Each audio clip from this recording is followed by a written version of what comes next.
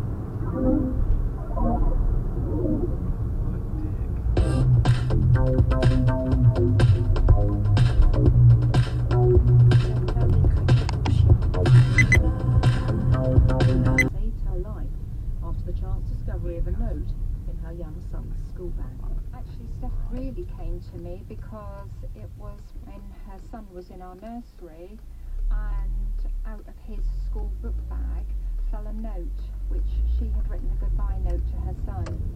So obviously that raised alarm bells. You read that, mate? That's why I approached her in the first instance.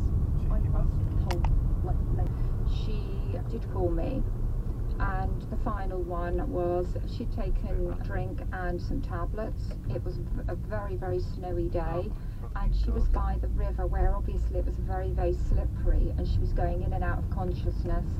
And thankfully she chose to ring me that day. I was able to get out of her where she was with the ambulance, and everybody got there to her, and that's when she started to get the real help that she needed. The Federation described the speech as a good start, but said it would continue to challenge ministers.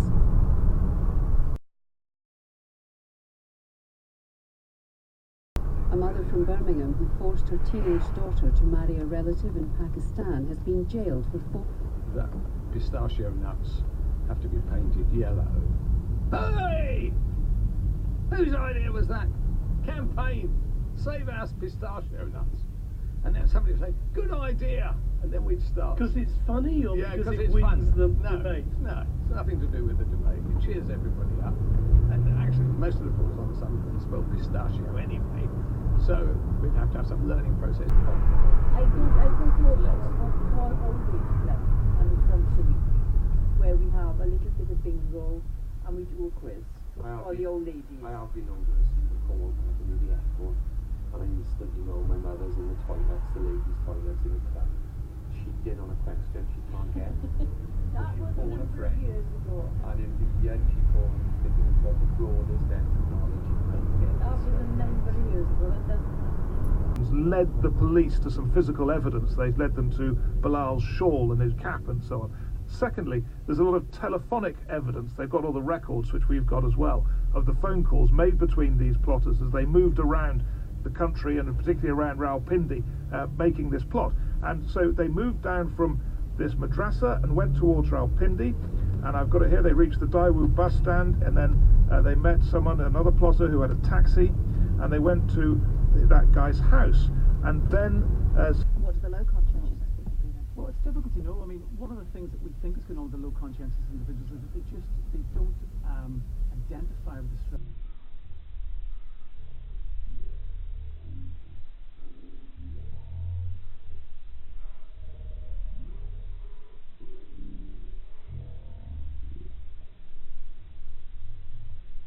But some way it might just wash over them. That sounds like a good idea. Well, actually no, because this means they're not solving the problem, so the stress is still there. I agree with Thompson that old British Rail was pretty dreadful. I mean, I'm a great one looking at the past and thinking how marvellous it was, but there are exceptions, and it is very hard to be nostalgic for the British Rail ham sandwich. Since it's gone, passenger numbers have doubled, which is pretty important. Rail privatisation has improved the service, To make myself really popular, I mean, what we should have done was gone further in privatisation, so you have the track and the package running changed in the same place as it was when it started, because then they would run the whole thing together, and I think that would have been a much better option, because currently you have carriages owned by somebody that... Where the positive contribution to the Greek economy as well. One of the strange real positives of the refugee crisis here is the boost that projects like this have given to Greek farmers.